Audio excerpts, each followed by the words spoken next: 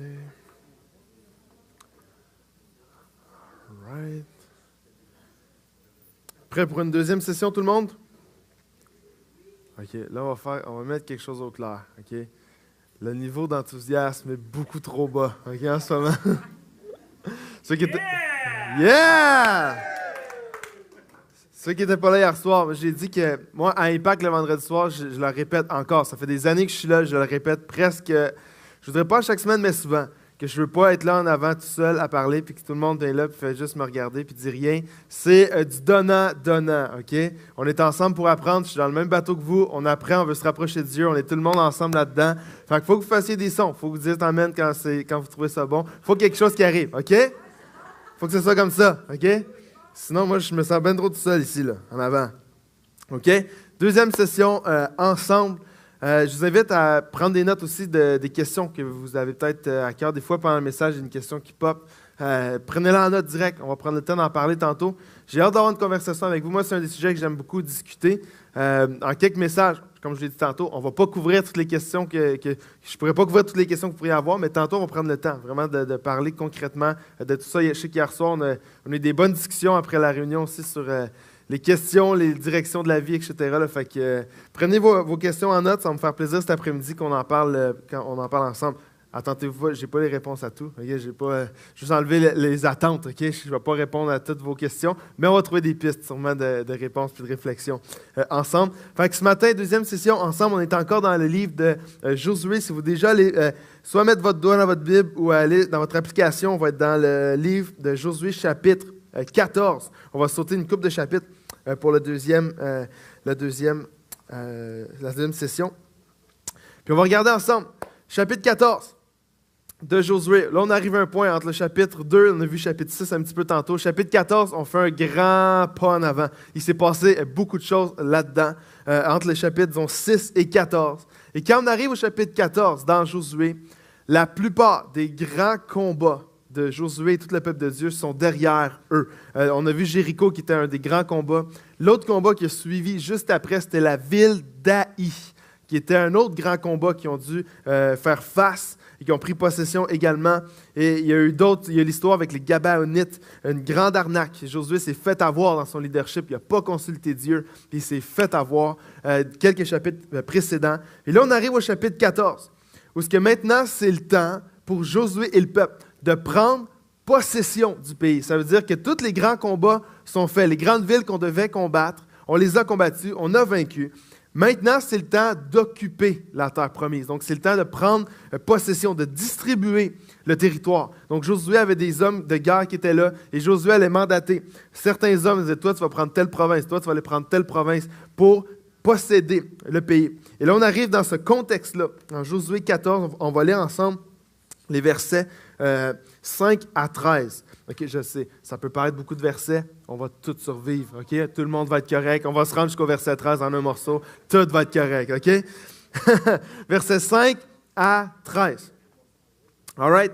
Les Israélites se conformèrent aux ordres que l'Éternel avait donnés à Moïse et partagèrent le pays.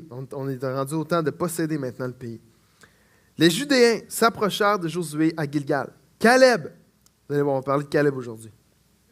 Caleb, fils de Jéphuné, le Kinésien. Si vous cherchez des noms pour vos prochains enfants, là, je vous le dis, dans ce texte-là, il y en a des magnifiques. Lui dit, « Tu sais ce que l'Éternel a déclaré à Moïse, homme de Dieu, à mon sujet, et au tien, à Kadès-Barnéa. J'étais âgé de 40 ans lorsque Moïse, le serviteur de l'Éternel, c'est Caleb qui parle, m'a envoyé de Kadès-Barnéa explorer le pays, et c'est avec un cœur droit que je lui ai fait mon rapport.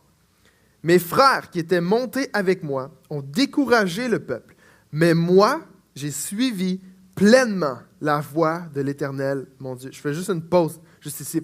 Caleb est en train de dire à Josué, « Hey, dans le temps que Moïse était encore là, Moïse m'avait envoyé explorer le pays.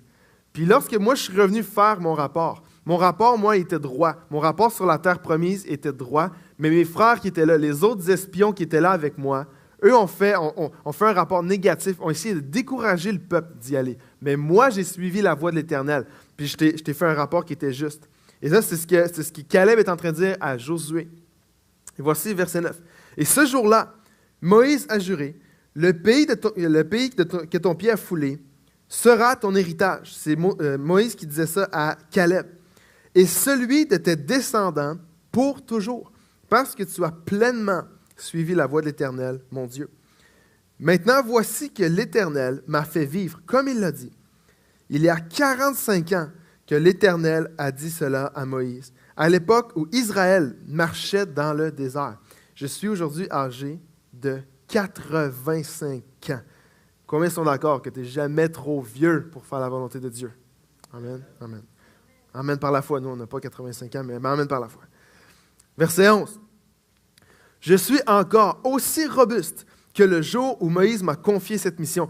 Caleb avait 40 ans lorsque Moïse lui a dit « Va explorer la terre promise, puis reviens me faire un rapport. » Imaginez, Caleb avait 40 ans, là, ça fait 45 ans de ça. Et il est en train de dire à son nouveau général, à Josué, il est en train de lui dire « Je suis encore aussi robuste que dans ce temps-là. » Imaginez, moi j'espère qu'à 85 ans, je vais être de même. Je vais dire hey, « J'ai encore l'âge, j'ai encore l'énergie d'un gars de 40 ans. Let's go, on y va encore. » J'ai autant de force que j'en avais alors, qu'il s'agisse de combattre ou de partir en campagne et en revenir. Moi, j'aimerais avoir un grand-père comme Caleb. Lui, il a l'air juste, il est prêt à faire n'importe quoi. On va aller se battre, on va aller en mission, on va faire les choses.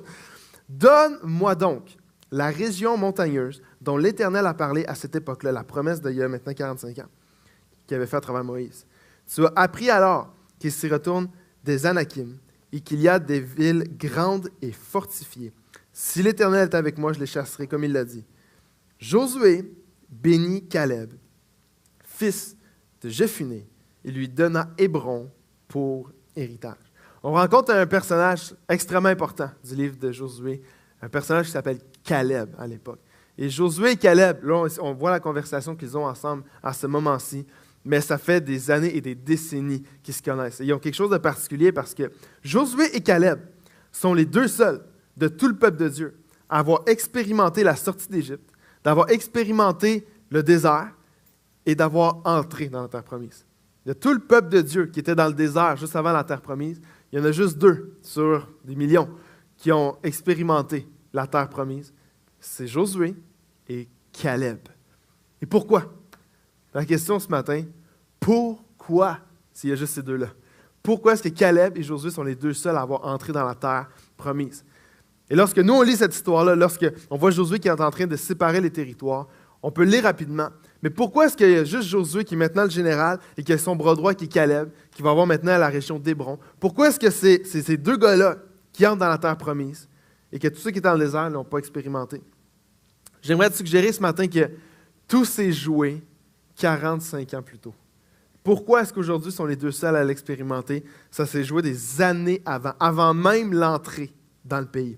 Alors que Moïse avait donné une mission à 12 gars d'aller explorer la terre promise. Josué et Caleb faisaient partie de ces 12 gars-là. C'était 2 recrues, des jeunes recrues de 40 ans, okay? Qui étaient là avec 10, oui, amen. Des jeunes recrues de 40 ans avec 10 autres gars qui sont partis explorer le pays. Mais tout s'est joué pour eux à ce moment-là. Est-ce que ça vous tente d'aller voir c'était quoi la mission? Moi, ça me tente, même si je la connais déjà, mais peut-être que pour vous, la connaissez moins. On y va ensemble. Moïse leur avait donné une mission où pendant 40 jours, il leur avait dit « Allez dans cette terre-là que Dieu nous promet, qu'il va nous donner. Allez pendant 40 jours là-bas, puis explorez-la, puis revenez me faire un rapport. » Alors les 12 partent, puis c'est ça qu'ils vont faire. Nombre, chapitre 13, versets 17-21, quelques versets. Voici la mission que Moïse leur avait donnée des années avant. Moïse les envoya explorer le pays de Canaan et leur dit « Montez ici par le sud, montez sur la montagne et examinez le pays. Vous examinerez comment il est. Quel est le peuple qui l'habite, s'il est fort ou faible, s'il est nombreux ou non.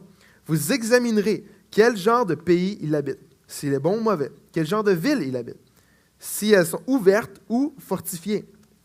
Vous examinerez aussi comment est le terrain, est-ce qu'il est fertile ou pauvre, s'il y a des arbres ou non. Armez-vous de courage et prenez des fruits du pays. C'était l'époque des premiers raisins. Ces hommes montèrent et explorèrent le pays. À ce moment-là, dans Nombre 13, on recule de 45 ans avant, le peuple est juste sur le bord d'entrer dans la terre promise. Et Moïse, juste avant d'y aller, en bon général, va dire aux 12 espions, allez voir, avant qu'on amène tout le peuple là-bas, faites le tour de ce pays-là, regardez comment la terre est, les villes sont, est-ce qu'il y a de la végétation, regardez ça, venez me faire un rapport. Mais tout le monde, sauf Caleb et Josué, ont finalement entré dans cette terre promise-là.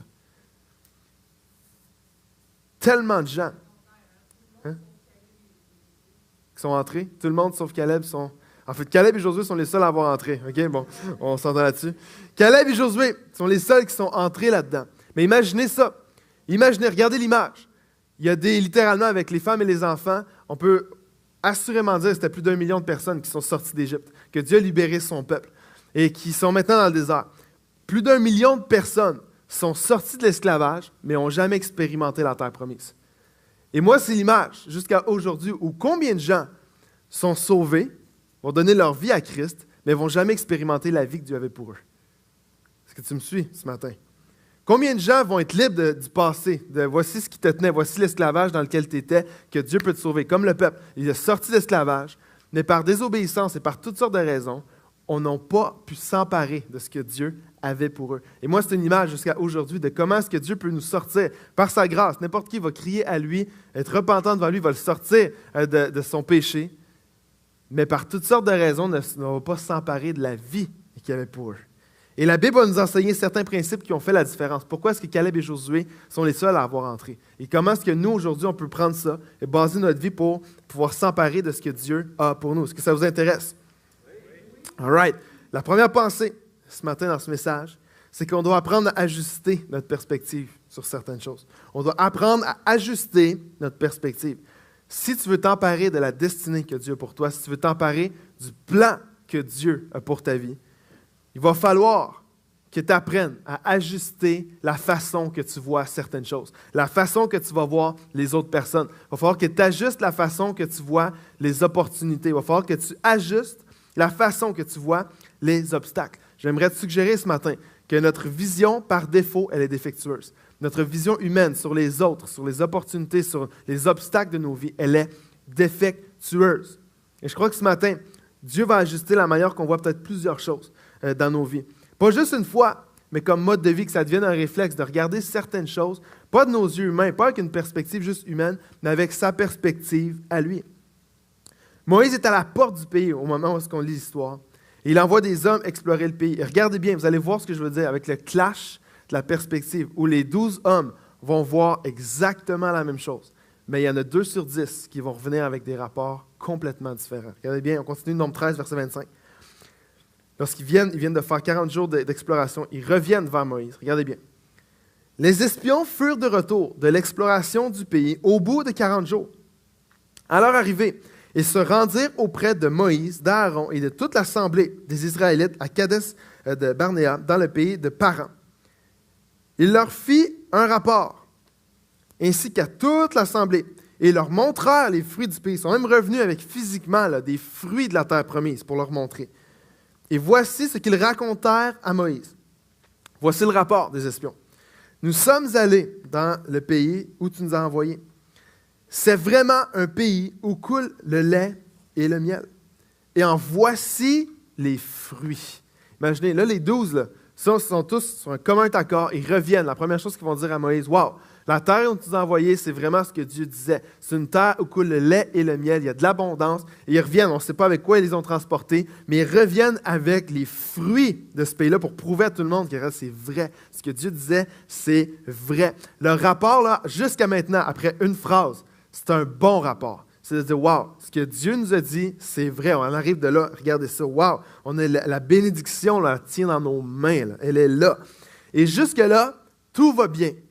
Mais le rapport n'était pas fini à ce moment-là. Le rapport n'était pas encore fini. Et vous savez, des fois, c'est que nous, on aimerait que tout finisse comme ça. Voici ce que Dieu nous envoie. Wow, Dieu nous envoie là-bas, on va juste explorer un petit peu. Ah, c'est juste la bénédiction. Viens, wow, regardez le ministère. Wow, c'est juste des bénédictions, le ministère. Ah, wow. C'est juste parfait. C'est là, tout le monde est beau, tout le monde est fin. Wow, la bénédiction de Dieu, ce que Dieu nous appelle. Wow! On aimerait que ce soit des rapports comme ça, que Dieu nous envoie. Va voir dans cette région-là de ta vie, là, tu vas voir, ça va juste être des bénédictions. Tu vas revenir avec les fruits. Mais la réalité, c'est que ce n'est pas toujours comme ça. Il y a une phrase que j'ai lue dans un magazine il y a quelques semaines qui m'a bien fait sourire, qui disait que la raison pour laquelle les contes de fées se terminent par un mariage, c'est parce que personne ne veut savoir ce qui se passe après le mariage. Ah, le mariage, wow, ah, ça finit. Ils vécurent heureux, ils eurent beaucoup d'enfants. Puis là, ça finit là. Mais pourquoi ça finit là?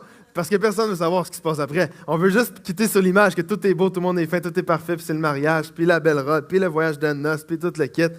Tout le monde aime l'idée d'être en couple, les papillons, puis tout, puis le mariage, la journée du mariage, là, c'est la journée de princesse, de la fille, là, tout est là, la robe, tout le kit. Toi, le gars, tu as juste à être en avant, puis être là, pas bouger, sourire, puis dire oui, je le veux. Mais hey, la journée du mariage, c'est comme wow, la grosse affaire. Nous, les gars, c'est plus la nuit de noces. Okay? On a hâte à ce moment-là. Ah, que je suis trop vrai pour tout le monde ici en ce moment. Là. C'est trop de la vraie affaire, ça. Hein? Non, juste comme, ouais, wow. Mais dans la vraie vie, là, ça ne se termine pas là. Okay? Puis le rapport dans ce que Josué, Caleb et les autres font, ça ne s'arrête pas juste à voir la bénédiction de Dieu est là. C'est le pays où coule le lait et le miel. Et j'aimerais dire, dans le mariage, je suis marié, je suis vraiment heureux, j'ai la meilleure famille au monde. Mais dans le mariage, il n'y a rien qui se termine là. En fait, tout commence. Les seules choses qui vont se terminer le jour de ton mariage, si tu es célibataire, l'abstinence, ce qui est bien pour toi. Mais aussi, ce qui va terminer là, c'est ton linge qui traîne. Moi, mon linge qui traîne, ça a fini là. J'ai plus le droit de ça. Et la dernière chose qui a fini le jour de mon mariage, c'était le contrôle que j'avais sur ma salle de bain. C'est terminé. C'est ça s'est fini. J'ai plus de contrôle là-dessus. Il faut quasiment que je prenne un numéro pour y aller. Mes affaires, je ne peux pas les laisser nulle part, même si toute la reste de la salle de bain est remplie de bouteilles de je ne sais pas à quoi ils servent. C'est les seules choses qui se terminent. C'est ton abstinence, c'est ton linge qui a le droit de traîner, puis c'est le contrôle que tu as sur ta salle de bain. Pour tout le reste, ça fait juste commencer. Hein? C'est vrai, j'ai plus de pain blanc non plus. Effectivement, je n'avais pas pensé à ça aussi. Mais pour tout le reste, là, ça fait juste commencer. C'est plein de bénédictions. C'est la meilleure chose au monde. Mais c'est pas juste « ils vécurent heureux et eurent beaucoup d'enfants ». Et lorsque les espions reviennent à Moïse, ils commencent en disant « Wow, hey, les fruits sont là, la bénédiction est là, la promesse est vraie. » Mais ça ne se finit pas. Là, ça fait juste commencer. Regardez bien les prochains versets dans Nombre 13. Alors qu'ils tiennent les fruits de la bénédiction dans leurs mains.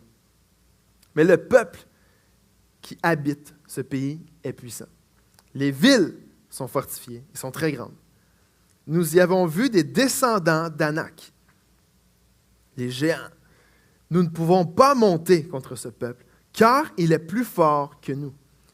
Et ils dénigrèrent devant les Israélites le pays qu'ils avaient exploré. Et ils dirent, le pays que nous avons parcouru pour l'explorer est un pays qui dévore ses habitants. Tous ceux que nous y avons vus sont des hommes de haute taille. Nous y avons vu les géants, les descendants d'Anak, qui sont issus des géants. À nos yeux et aux leurs, nous étions comme des sauterelles. Il commence le rapport en disant « Wow, tout est magnifique. Wow, la bénédiction est là. Wow, la promesse est là, le pays où coule le lait et le miel. Mais les villes sont grandes. Les armées là-bas sont fortes. Les descendants d'Anak sont là. Ils vont nous dévorer, ils vont nous battre. » Il y a 10 espions sur 12 qui commencent à énumérer tous les problèmes, tous les défis, tous les ennemis qui viennent avec le pays, avec ce que Dieu leur promettait. Et en fait, le rapport, quand on regarde juste à la finale de ce rapport-là, on est loin de juste « Wow, c'est le pays que Dieu a pour nous. C'est le pays où Dieu nous appelle à aller. La bénédiction est là. » Le rapport final, c'est qu'ils sont plus forts que nous, qu'on ne peut pas y aller. Puis la réaction que le peuple a eue avec ça, c'est que tout le peuple s'est mis à murmurer. Tout le peuple s'est mis à avoir peur d'y aller. La terre promise est vraie, mais le peuple, les villes, puis il y a des géants font peur. Mais Caleb et Josué avaient une perspective complètement différente dans leur rapport. Regardez bien les prochains versets. Alors que il y a 10 espions qui font ce rapport-là, voici tous les méchants, toutes les villes fortifiées, tout ça. Tu as Josué et Caleb qui, eux, arrivent avec une autre version. Regardez ça, versets 30 et 31. Caleb fit taire le peuple qui murmurait. Parce que là, le peuple murmurait, « Wow, est-ce que c'est vraiment ça que Dieu nous appelle à faire? Est-ce que c'est vraiment ça, que c'est vraiment là qu'on va aller? » Tout le peuple murmurait. Caleb fit taire le peuple qui murmurait. Il dit, « Montons et emparons-nous du pays. Nous y serons vainqueurs. » Mais les hommes qui l'y avaient accompagné dirent, les 10 autres espions, « Nous ne pouvons pas monter contre ce peuple, car il est plus fort que nous. » Tout le monde dit perspective. Perspective. Tout le monde dit perspective, perspective, perspective, perspective. Caleb est là. Hey!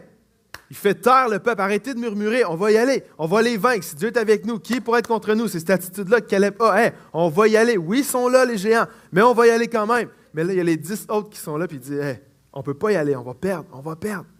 Les 12 espions, imaginez ça, les 12 espions ont vu exactement la même chose.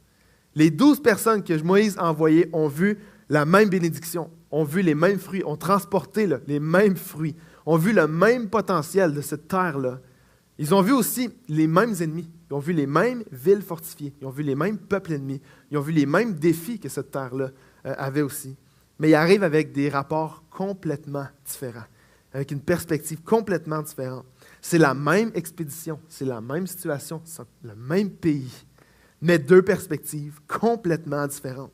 Il y a 10 espions qui voient juste les problèmes, qui voient juste les défis, qui ont peur et qui ne veulent plus y aller. Mais tu as Josué et Caleb qui ont vu la même chose qu'eux, mais qui, au lieu de voir les problèmes, voient les promesses de Dieu là-dedans. Puis ils voient que si Dieu est avec nous, nous, on peut y aller. Puis ils ont la foi de vouloir y aller. Et une des grandes vérités de ce texte-là, pour vous, pour moi, là, c'est qu'on ne peut pas attendre d'avoir l'approbation de tout le monde pour faire la volonté de Dieu dans notre vie. Parce qu'imagine, Caleb et Josué sont au milieu de 10 autres gars, 2 contre 10.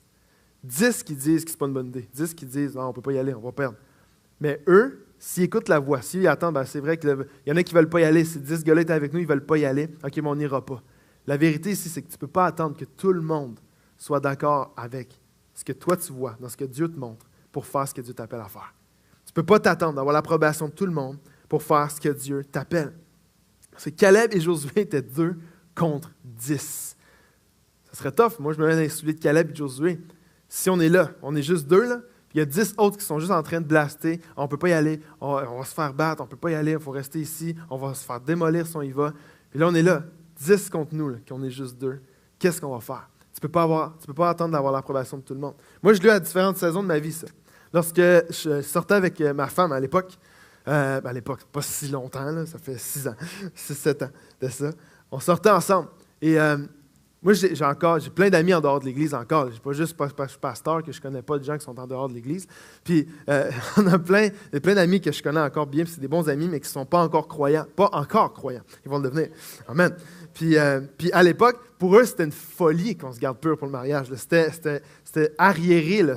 Pour eux, c'était, voyons donc, de se garder, c'est impossible. C'est bien weird, cette affaire-là. Hey, nos grands-parents là, se gardaient pour le mariage. Mais nous, on avait une perspective différente de ça. Et quand même qu'il y a des gens autour de nous qui nous décourageaient de le faire, nous, on avait une perspective différente de dire, Seigneur, il y a des promesses qui sont rattachées à ça, puis tu nous appelles à marcher là-dedans. Nous, on avait une perspective différente, puis on l'a fait. On s'est gardé pour le mariage. Val et moi, on s'est mariés assez jeunes, on s'est mariés assez vite aussi. Okay? Il y en a peut-être qui ne seront pas d'accord avec tout ça. Partout où je vois, il y en a qui ne sont pas d'accord, mais on s'est mariés. On a commencé à sortir ensemble, puis comme 13 mois plus tard, on se mariait. On était pressés de se marier. Vous comprenez ce que je veux dire, les célibataires? On était pressés de se marier. Mais hey, on était jeunes aussi. Moi, j'avais 23 ans à l'époque. Les jeunes disaient, hey, t'es jeune, hey, profite de ta jeunesse, profite de ton temps, t'es libre. Hey, il faudrait avoir des fréquentations de au moins 2 ans avant d'avoir un projet de mariage. On s'est fait dire toutes sortes d'affaires partout. Et Val et moi, là, on avait une perspective différente. Il y avait des gens qui nous conseillaient aussi de si on se sent prêt, on se sent prêt. On avait une conviction, on a fait les bonnes étapes avec l'Église, avec tout ça. Mais on avait une conviction que c'est ce que Dieu nous appelait à faire. Puis ça a été la meilleure décision de notre vie, même si des gens autour de nous n'étaient pas tout le temps d'accord. Amen. Amen. Tu ne peux pas attendre d'avoir l'approbation de tout le monde pour faire tes choses dans ta vie. Parce qu'il va toujours y avoir des voix autour de toi qui vont te dire de ne pas le faire, qui vont te décourager de le faire. Moi, lorsqu'il y a plusieurs années de ça, j'ai repris Impact Jeunesse à l'Église Nouvelle-Vie après David Potier. Je ne peux pas vous dire combien de personnes m'ont dit « fais pas ça ». Ne fais pas ça. Premièrement, je n'avais pas d'expérience ministérielle. Je n'ai pas été pasteur d'ado, moi, avant, ou d'un plus petit groupe. J'étais adjoint à pasteur David depuis quelques années, mais je n'avais pas l'expérience de diriger un ministère. Puis, lorsque David est parti, il y a eu Jackson quelques années en transition, puis après ça, on me confie le truc. Mais là, plein de gens m'ont dit « Hey, t'es ben trop inexpérimenté pour faire ça. C'est trop gros, trop vite, tu ne peux pas le faire. » Puis moi puis Val, on a pris un temps où on a prié, on a pris un mois, prière, jeûne, on cherchait la face de Dieu. Seigneur, qu'est-ce que tu veux pour nos vies? Est-ce qu'on accepte? Est-ce qu'on refuse? Qu'est-ce qu'on fait avec ça? Puis on est venu qu'on avait la conviction que c'était ça que Dieu nous appelait à faire pour la prochaine saison de nos vies. Mais je ne pourrais pas vous dire combien de gens m'ont dit, fais pas ça. Tu vas te péter le nez, tu vas te planter, ça va être trop vite pour toi, tu n'as pas l'expérience, va te faire les dents ailleurs, puis peut-être qu'un jour tu pourras le faire. J'aimerais vous dire, on avait la conviction de le faire, puis quand même qu'il y avait, comme les 10 espions, on ne peut pas le faire, tu ne peux pas y arriver, tu peux pas. On est là encore, puis ça fait 3 ans et demi qu'on est là, puis Dieu bénit, par la grâce de Dieu, on est encore là. Tu ne peux pas attendre d'avoir l'approbation de tout le monde pour faire ce que Dieu t'appelle à faire. Puis j'aimerais dire, il va toujours avoir des gens autour de toi qui vont faire comme les 10 autres espions, dire c'est pas une bonne idée, on ne peut pas le faire, ça ne peut pas marcher, on ne peut pas le faire. Mais si Dieu t'appelle à le faire, il faut que tu le fasses. Il faut que tu y ailles. Si tu as l'approbation de Dieu sur ton projet, sur ce que Dieu t'appelle à faire, si tu as l'approbation de Dieu, tu n'as pas besoin d'avoir l'approbation de tout le monde. Amen? Amen, amen. Moi, je me dis amen. Amen, JP, c'est bon. Il y a 10 espions sur 12 qui multiplient les raisons de ne pas y aller, qui amplifient tous les problèmes. Hey, wow, les villes sont trop fortifiées, les défis sont trop grands. Puis si on est honnête, là, mais ils ont quand même raison. Ils ont quand même raison. Ce qu'ils disaient, c'était quand même vrai. Ils n'ont pas inventé les peuples ennemis, puis les géants, puis les villes fortifiées. Ils ne les ont pas inventés. Ils ont quand même raison. Mais Caleb, Josué, avaient une perspective différente. Oui, tout ça est vrai, mais ce n'est pas nous qui allons combattre, c'est Dieu qui combat pour nous. Toutes ces choses-là sont vraies. Tous les défis qui vont être dans nos vies sont vrais. Être chrétien, ça ne veut pas dire de juste être aveugle sur tous les vrais défis de la vie, puis de faire comme s'il n'y a rien qui existe, puis si Dieu est avec nous, on marche nous comme ça, puis il n'y a rien, la vie, tout est rose, tout est beau. Non, c'est pas ça. Il y a des vrais défis, il y a des vrais combats, il y a des vrais obstacles. Mais la foi, c'est d'avancer avec cette perspective-là. Pas que, aïe, aïe, ça c'est trop fort pour nous. Non, c'est d'avancer avec la perspective de si Dieu nous l'a promis, il va nous le donner. Parce que malgré ce que mes yeux voient, on l'a vu hier, je veux croire ce que Dieu me dit.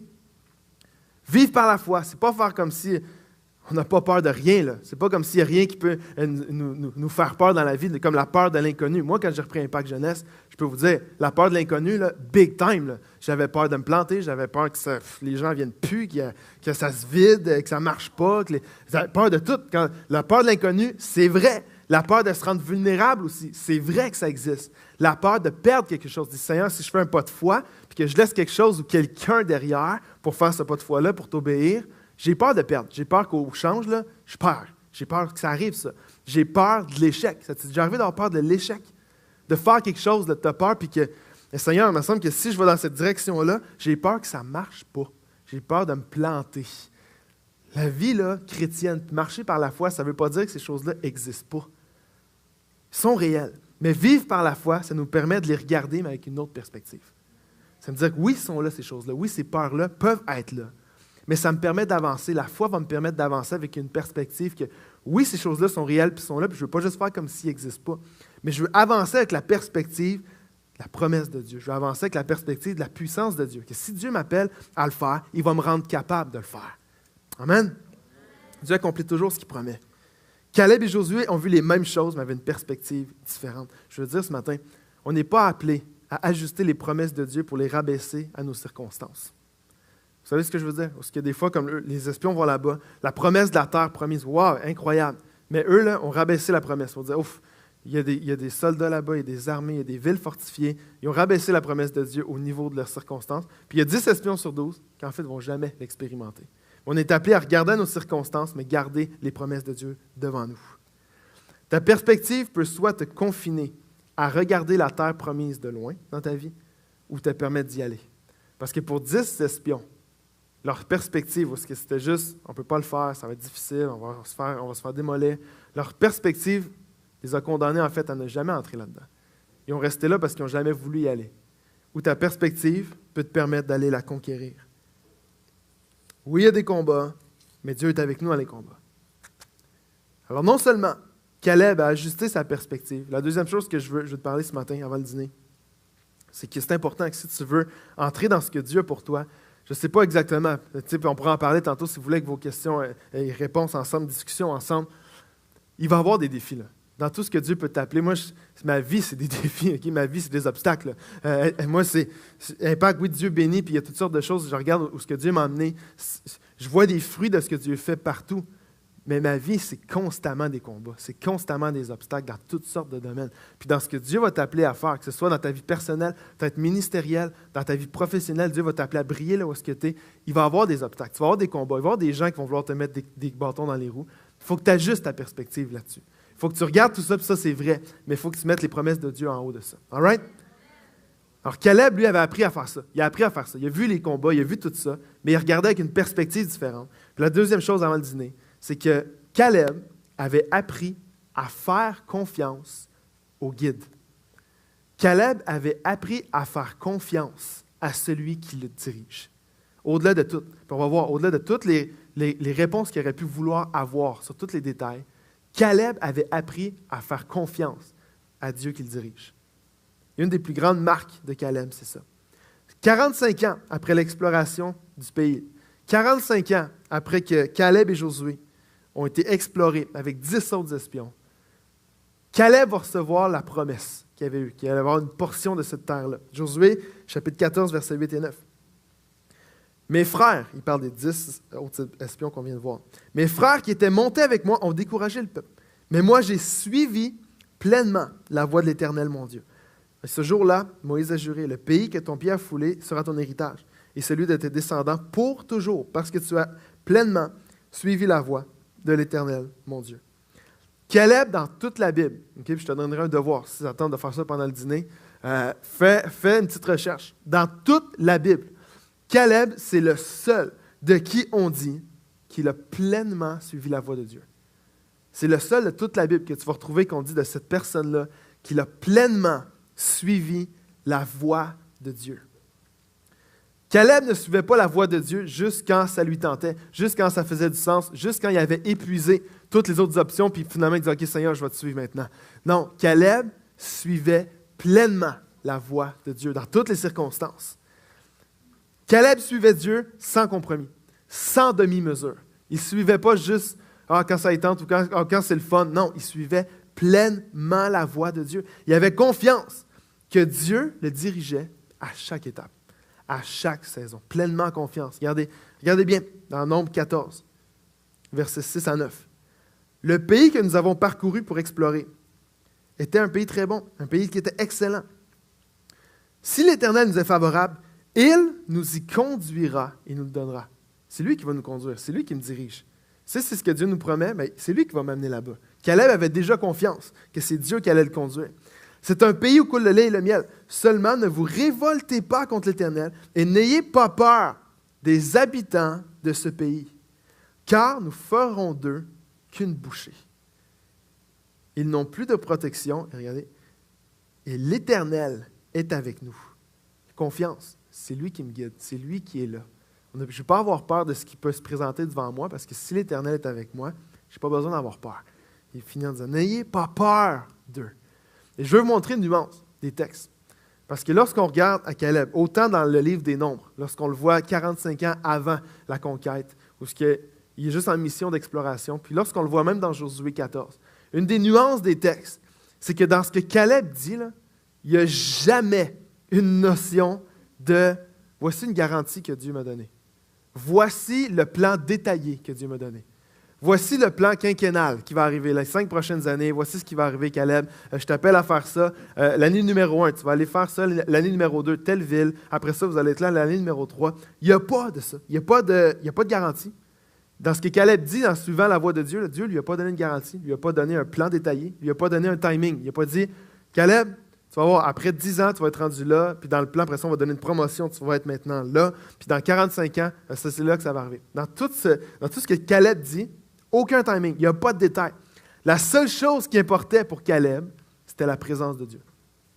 La seule chose dans tout ce que Caleb dit, c'est que Dieu me dirige. C'est que si tu es avec moi, ben, je n'ai pas besoin d'avoir peur.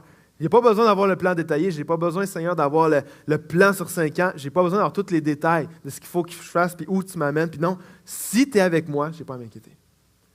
Une nuance du texte, de fou. Il n'y a aucun détail. Et ma question pour toi, pour moi, ce matin, c'est est-ce qu'on est prêt à suivre Dieu? Nous aussi, si on n'a pas les garanties. Est-ce qu'on est prêt à le faire? Voici ce que je t'appelle à faire. OK, Seigneur, parfait. C'est quoi les garanties? Si je quitte ma job, si je quitte ma sécurité, si je quitte telle personne parce que c'est une relation qui est malsaine, si je quitte ça, c'est quoi ma garantie? Qu'est-ce qui va m'arriver? Qu'est-ce que tu vas faire? C'est quoi la garantie que j'ai? Qu'est-ce que si je quitte ma job, je vais avoir une offre à cette job-là maintenant? C'est quoi la garantie si je t'obéis, Seigneur? Des fois, Dieu n'en donnera pas. Il n'a pas donné à Caleb. Seigneur, c'est quoi les détails? Okay, tu m'appelles à faire ça. C'est quoi les détails? C'est quoi l'échéancier? C'est quoi le timing dans tout ça? Là? Tu m'appelles à faire ça, parfait. Moi, là, je suis rentré au collège biblique.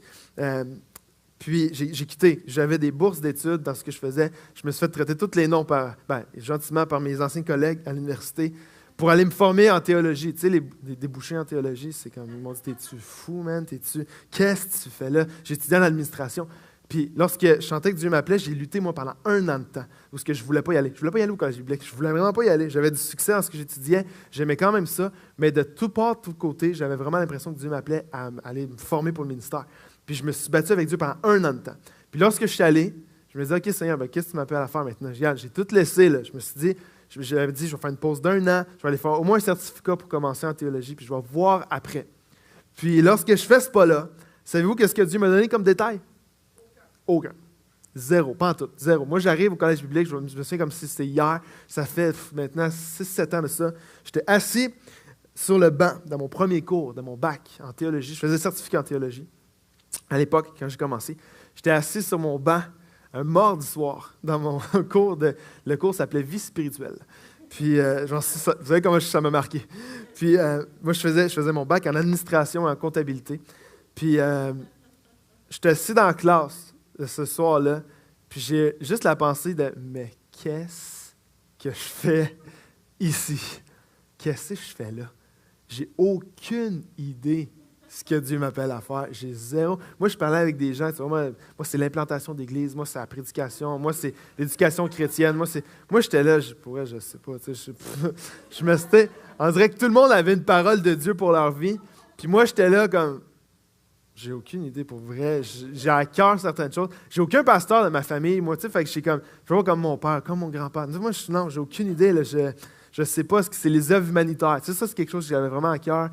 Donc, peut-être un ministère là-dedans, mais je n'avais aucune idée. Puis, savez-vous quoi? Pendant 1 an, toute mon année, ma première année de collège biblique, zéro idée de ce que je faisais là. Je ne sais pas ce que je faisais là du tout.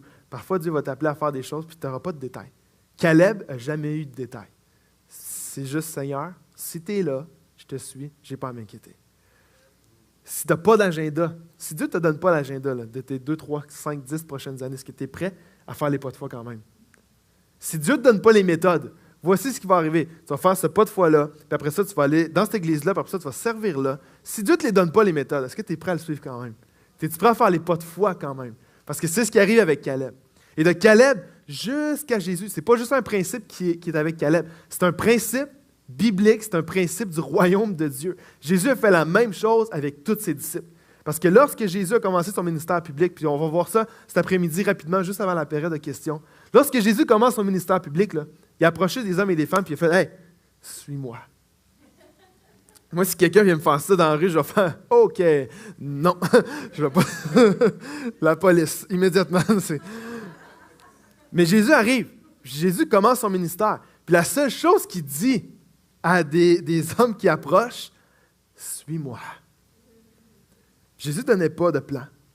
Jésus, lorsqu'il a approché un de ses disciples, puis il a demandé de le suivre, vous regardez dans toute la Bible, il n'y a pas de plan, il n'y a pas de garantie, il n'y a pas d'agenda. Là. Voici, suis-moi. Laisse toute ta vie, laisse toute ta sécurité, là, puis suis-moi. OK, mais oui, Jésus, mais c'est quoi le plan? Jamais vous allez trouver ce que Jésus il a donné un plan détaillé de ce qui va arriver avec lui. Jamais Jésus a fait ça. Imaginez quand Jésus appelle Pierre, puis on va le voir en détail cet après-midi. Jésus a utilisé Pierre là, d'une manière incroyable dans la Bible. Pour moi, j'aime m'identifier à Pierre parce que Pierre, c'est lui qui dit tout haut ce que tout le monde pense tout bas. Il est tout le temps un peu tout croche, Pierre. C'est le gars qui il fit pas. Là, il n'est juste pas dans le moule, Pierre. Mais Dieu a utilisé Pierre d'une manière incroyable. Pierre a tout abandonné juste sur le « suis-moi ». Imagine ça. On va le voir cet après-midi, tout ce qu'il a laissé derrière pour le suivre Jésus. Mais Pierre n'avait pas de garantie, pas de plan, pas d'agenda, mais il a suivi Jésus juste sur ces paroles-là. Comme Caleb, je n'ai pas de plan, il n'y a pas d'agenda. Mais si Dieu est avec moi, je n'ai pas besoin d'avoir peur. Et moi, ce qui me fait peur pour notre génération à nous, là, c'est qu'on est une génération obsédée par tout ça. Le plan, ça me prend les réponses à tout ça, les garanties. Si je vais travailler pour vous, là, c'est pour combien d'années? Puis c'est quoi le plan? Aujourd'hui, en entreprise, c'est hallucinant de voir maintenant comment les grandes entreprises investissent de plus en plus dans des jeunes, puis les prennent en charge avec un plan. Là. Voici, dans 2 ans, on veut que tu prennes ce poste-là, puis dans 5 ans, c'est là qu'on te voit, puis voici l'échelon qu'on veut te faire grandir. Dans le royaume de Dieu, ça ne fonctionne pas comme ça. Mais dans une génération obsédée par les garanties, les plans, les détails, est-ce qu'on est prêt à suivre Dieu sans tout ça? Sans avoir toutes ces réponses-là? Seigneur, je veux te suivre, mais c'est quand je vais me marier, Seigneur? C'est quand ça va arriver? OK, je veux me garder pur, Seigneur, mais c'est-tu dans 2 ans ou c'est dans 10 ans que je vais me marier? Veux-tu me donner une réponse, Seigneur? Seigneur, je veux te suivre, mais c'est quand qu'elle va venir l'opportunité que j'attends? Là? Je veux te suivre, Seigneur, mais c'est quand que la porte va s'ouvrir? C'est quand que la promotion va arriver? C'est quand que je vais entrer dans mon appel. Tu sais, comme s'il y a un moment qu'à un moment donné, tu dis « j'entre dans l'appel ». Je dis « moi, ça ne m'est jamais arrivé encore. Je l'attends encore. Là. Je vais peut-être entrer dans l'appel un jour. » Mais c'est quand, Seigneur, que ça va arriver, ça?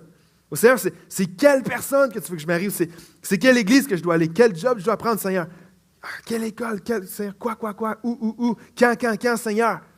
Et si Dieu nous disait « suis-moi, fais-moi confiance. Arrête d'avoir toutes les questions, les réponses, les détails, le plan, l'agenda.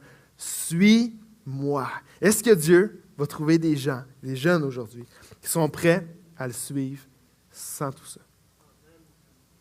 Pour suivre Dieu pleinement, comme Caleb ou comme Pierre, il faut abandonner notre désir d'avoir tous les détails. Il faut que tu abandonnes aujourd'hui le désir d'avoir toutes les réponses parce que tu ne les auras pas. Moi, il y a plein de façons dans ma vie où j'ai prié pour avoir des réponses puis je ne les ai pas eues, les réponses. Je ne pense pas que c'est parce que Dieu ne veut pas me les donner. C'est parce que Dieu veut que j'apprenne à dépendre de lui dans tout ça. Il faut abandonner le désir d'avoir le plan détaillé, les garanties ou l'approbation de tout le monde pour suivre Dieu. Tu dois arriver au point où même si je n'ai pas toutes les réponses de quand ça va arriver, ou de qui il faut que je marie, ou de où, Seigneur, que tu m'appelles, ou de quand, ou de comment, ou de toutes les questions que tu peux avoir. Il faut que tu arrives à un point où même si je n'ai plus ça, je veux apprendre à faire confiance au guide. Je n'ai pas besoin de toutes les réponses. Je n'ai pas à m'inquiéter pour mon avenir quand j'ai confiance en celui qui me dirige. Si tu as confiance en celui qui te dirige, tu n'auras pas à t'inquiéter jamais de ce qui va t'arriver demain, dans 6 mois ou dans 2 ans. Moi, il y a un épisode qui m'a marqué à vie. En Haïti. Je fais quelques fois des voyages missionnaires en Haïti. Puis il y a un des voyages où j'ai été marqué particulièrement par un épisode qui a duré à peu près 10 minutes, mais je suis marqué à vie de ça.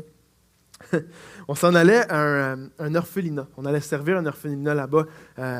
Nourriture, toutes sortes de choses. On avait de l'équipement aussi qu'on voulait leur donner, monter des meubles là-bas, puis tout ça. Puis on avait un guest house, une maison qui nous hébergeait, puis c'était à peu près à 45 minutes de là, mais dans le bois. C'était pas comme centre-ville Port-au-Prince. Là. C'était comme un tap-tap. Un tap-tap, c'est comme le genre d'autobus-taxi là, qui tap-tap. C'est juste ça. C'est ça. Nous, c'est pour ça qu'on disait que ça s'appelait comme ça. On n'a jamais découvert pourquoi. Mais on est dans le bois, puis il n'y a pas d'asphalte, il n'y a rien. Tu es juste dans le bois, puis c'est le même tout le long. Puis on arrive à un point où le tap-tap ne peut même plus y aller. Ça veut dire que là, il faut débarquer le stock, puis on commence à juste marcher, puis on a peut-être 10 minutes à pied à faire pour se rendre à l'orphelinat. Puis alors qu'on amène du stock, on rencontre, moi j'étais avec un de mes amis, puis on rencontre 2-3 jeunes qui sont là, des jeunes qui sont là, puis moi, à chaque fois que je vais en Haïti, j'amène des ballons de soccer dégonflés, puis avec une pompe, puis que là, quand on rencontre des jeunes, on gonfle des ballons, puis on joue avec eux, puis on leur laisse. Fait que là, on se met à faire ça. Fait que là, une partie de l'équipe qui, eux, travaillait, nous, on jouait. C'est ça qu'on faisait. Mais là, on n'est pas rendu à l'orphelinat encore. Puis là, on est juste dans un endroit, c'est une espèce d'espace ouvert dans la forêt. Puis là, on se met à gonfler 2-3 ballons, puis là, on joue avec eux là. Puis là, ce qui arrive, c'est que c'est génial. Mon ami, il s'en va rechercher quelque chose, il suit tout le monde. Mais là, après comme 5 minutes, je réalise qu'il n'y a comme plus personne. Puis là, moi, je suis au milieu de la forêt. Puis là, j'appelle mon ami ne répond pas. Puis là, c'est comme, j'ai aucune idée où je suis en ce moment. Je n'ai aucune idée où je suis à ce moment-là. Puis là, je crie un peu, personne ne me répond. Là, je suis comme, OK. Mon sel ne fonctionnait pas. Au milieu de la forêt en Haïti, là, ça ne marche pas le sel. Mon sel ne fonctionne pas. Je ne connais pas la route pour me rendre. Il y avait 2-3 chemins. Puis là, en jouant au soccer, je ne me souvenais même pas c'était quelle route j'arrivais. Puis je ne parle pas créole. Là. Fait que eux comprennent un peu quand je parle français, mais eux parlent beaucoup plus créole que français. Je ne comprends rien de ce qu'ils me disent. Et là, moi, je suis là. Et là, je commence à paniquer. Parce que là, je suis au milieu d'Haïti. Je connais rien, dans la forêt. Tu sais, Québécois typique, j'ai peur qu'un tigre m'attaque. Genre, tu sais, je connais rien. Tu sais. Moi, je suis juste là, le touriste qui essaie d'aller dans l'orphelinat. Mais là, j'ai un moment de panique. J'ai un moment juste de comme, Je ne sais pas où je suis, personne ne me répond. Puis qu'est-ce que je fais? Je n'ai pas de moyen de communication avec personne. Je me mets à crier, je me mets à hurler, là, genre « Vous êtes où? » Puis j'appelais mon ami Hugo. « Hugo, t'es où? » Puis là, j'entends Hugo qui est loin. Là, il dit « OK, ben là, juste avec sa voix, finalement, je commence à c'est ce chemin-là. » Puis là, je me rends à l'orphelinat. Mais j'ai appris une leçon. J'ai appris une solide leçon en ce genre 10 minutes-là de ma vie. C'est que même si je ne sais pas où je suis, tant que je suis avec quelqu'un en qui j'ai confiance pour me guider, je n'ai pas à savoir. Je n'ai pas besoin d'avoir les détails. C'est que la seconde que le guide, je ne l'avais plus de vue. Là. Puis là, je me retrouvais tout seul à un endroit que je ne connaissais pas. Là, j'avais peur. Mais la leçon que j'ai apprise, c'est que si je suis à un endroit que je ne connais pas, tant que j'ai quelqu'un avec moi qui sait où est-ce qu'on est et où est-ce qu'on s'en va, je n'ai pas besoin d'avoir peur. Est-ce que vous me suivez? C'est que, alors que le guide qui était là avec nous, si je suis avec lui, j'ai bien beau être au fond d'Haïti, dans une forêt que je ne connais pas, avec aucun moyen de communication. Si le guide qui est avec moi sait où est-ce qu'on s'en va, je n'ai pas besoin d'avoir peur. Je n'ai pas besoin de savoir les détails de combien de pieds il faut que je marche avant de tourner. Si je le suis, je le sais que je vais arriver à destination. J'aimerais vous dire, c'est la même chose dans notre foi. Tu peux être un endroit de ta vie où tu n'as aucune idée où tu es, tu n'as aucune idée où tu t'en vas. Mais si tu es avec celui qui sait où tu dois aller, tu n'as pas besoin d'avoir tous les détails. Tu n'as pas besoin de dire dans 6 mois, il faut que tu tournes à gauche, il faut que tu ailles là, parce que lui va s'arranger pour que tu le suives. Tu as juste à marcher derrière lui. Amen? Amen. Amen. J'aimerais te dire ce matin, tu n'as pas besoin de détails, tu n'as pas besoin de garantie, tu n'as pas besoin de ça. Quand même que tout en toi a envie, puis ceux qui aiment contrôler puis planifier les choses, tu n'as pas besoin de ça. Ce que tu as besoin, c'est un guide. Tu as besoin d'un guide. Si tu fais de Dieu ton guide et que tu dis, Seigneur, j'abandonne l'idée d'avoir tous les détails, j'abandonne l'idée d'avoir toutes les réponses à mes questions en ce moment, dans cette saison-ci de ma vie, je veux juste te suivre, je veux marcher avec toi, je veux être le plus près de toi que je peux possible. Si tu fais ça, tu n'auras jamais à avoir peur de te tromper de chemin. Tu n'auras jamais à avoir peur, je te promets. Tu n'auras jamais besoin d'avoir peur d'être à côté de ton appel.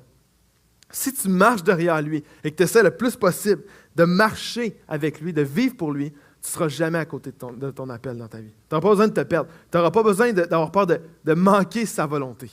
Tant que tu marches avec lui, tant que tu vas faire de Dieu ton guide, tu n'auras pas à t'inquiéter de qui tu vas marier, qu'est-ce qui va arriver avec ton appel, qu'est-ce qui va arriver avec tes prochaines opportunités. Tant que tu vas marcher avec lui, tu vas toujours être dans sa volonté. Tu vas toujours être près de lui. Vivre par la foi, là, c'est croire dès le départ ce qui va faire du sens juste plus tard. Caleb, pour lui, c'était ça. C'est de dire, c'est ça que tu me promets, Seigneur. Ça ne fait pas beaucoup de sens partout parce qu'il y a des géants, il y a des villes, il y a toutes sortes de choses. Mais je veux croire maintenant que c'est toi qui vas nous donner. Même si je n'ai pas toutes les réponses en ce moment, je veux croire ça.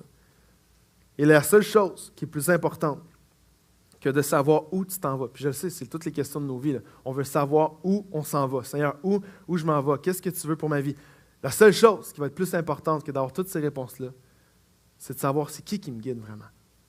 Tu n'as pas besoin d'avoir toutes ces réponses-là. Si tu sais qui te guide, tu vas être dans sa volonté.